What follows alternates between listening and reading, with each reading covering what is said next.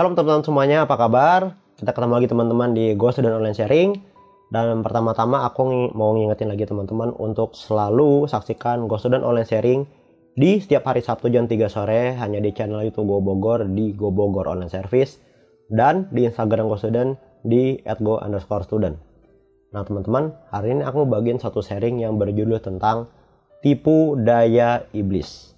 Nah, di sini yang seperti kita tahu teman-teman bahwa iblis itu saat ini tidak menyerang kita secara fisik ataupun secara frontal. Kenapa?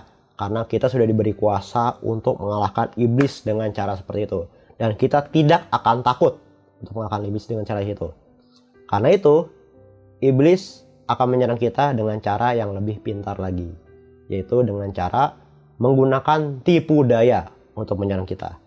Karena dengan cara ini iblis seolah-olah tidak menyerang kita secara langsung dan kita bisa tidak sadar tertipu oleh iblis dengan serangan-serangan seperti itu.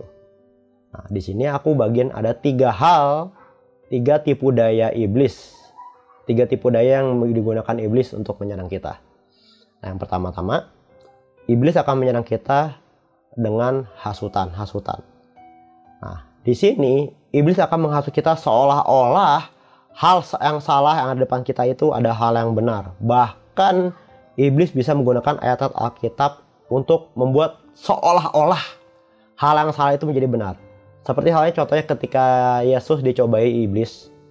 Bahkan Yesus pernah disuruh loncat dari atas bait Allah dengan menggunakan ayat Alkitab. Seolah-olah itu hal yang benar. Padahal itu adalah hal yang salah.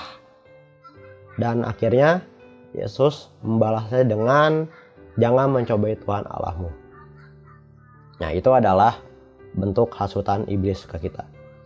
Dan kedua, iblis akan melakukan tipu daya dengan kebohongan. Iblis akan membohongi kita seolah-olah Tuhan itu tidak bekerja atas kita dan seolah-olah kematian Yesus itu tidak cukup untuk menebus kita. Nah, karena tujuan dari kebohongan ini adalah membuat kita fokus akan diri kita sendiri saja dan dosa-dosa kita sehingga kita dibuat tidak membutuhkan Tuhan. Dan yang ketiga, iblis menghasut kita dengan cara mengintimidasi kita. Jadi iblis akan membuat kita merasa tidak layak di hadapan Tuhan. Bahkan ketika kita sudah mulai buat dosa, iblis akan terus menyalahkan kita atas dosa kita tersebut. Sehingga kita benar-benar tidak layak di hadapan Tuhan.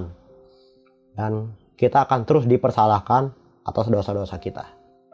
Nah, bagaimana cara kita melawan tipu daya iblis? Di sini ada dua hal yang mau aku kasih tahu. Yang pertama ada di 1 Petrus 5 ayat 8-9. Kita baca ayatnya teman-teman. Sadarlah dan berjaga-jagalah, lawanmu si iblis berjalan keliling sama seperti singa yang mengaum-ngaum dan mencari orang yang dapat ditelannya. Lawanlah dia dengan iman yang teguh, sebab kamu tahu bahwa semua saudaramu di seluruh dunia menanggung penderitaan yang sama. Nah, di sini teman-teman, caranya adalah lawan dengan iman yang teguh. Kita harus perkuat iman kita kepada Tuhan dengan teguh. Jangan iman yang setengah-setengah ataupun iman 3/4, tapi harus iman yang 100%. Bagaimana caranya? Baca firman Tuhan, kita harus dengan saat teduh, dekatkan kembali pada Tuhan dan selalu berhubungan dengan Tuhan setiap hari. Dan yang kedua, caranya adalah kita baca di Efesus 6 ayat 11. Kenakanlah seluruh perlengkapan senjata Allah supaya kamu dapat bertahan melawan tipu muslihat iblis. Caranya adalah dengan menggunakan seluruh perlengkapan senjata Allah. Nah, kenakan semuanya itu. Bagaimana caranya? Ya, sama juga. Baca firman Tuhan setiap hari, dekat dengan Tuhan, selalu bergaul setiap hari dengan Tuhan. Ya, itu teman-teman yang aku bagian hari ini tentang tipu daya iblis terhadap kita, yaitu dengan hasutan, kebohongan, dan intimidasi. Dan bagaimana cara melawannya? Kita harus perkuat iman kita dan kenakan terus perlengkapan senjata Allah. Itu yang mau aku sharingkan hari ini. Semoga sharing aku bisa menjadi berkat bagi kalian hari ini.